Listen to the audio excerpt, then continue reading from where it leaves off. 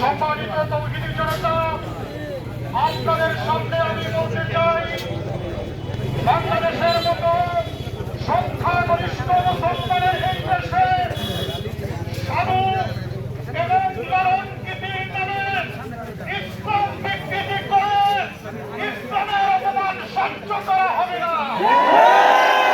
আমার ভাইরা, আজকে আমাদের এই অস্ত্র সংগঠনকে এই অঞ্চল সাধু কর্তৃক ইসলাম, মুসলমান এবং আল্লাহকে নিয়ে জঘন্য কটূক্তি করা হয়েছে।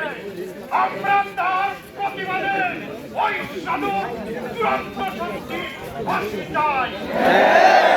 আমার ভাইরা, তৌহিদি জনতা, শান্ত মৌচাকে বসবাসকারী মৌমাছির মতো এই শান্ত তৌহিদি জনতাকে যারা আঘাত করে বিভিন্ন মাধ্যমে, সেখান থেকে শান্ত তৌহিদি জনতা এমন ভাবে মাঠে নামবে যাকে দমিয়ে রাখার মতো কেউ নাই।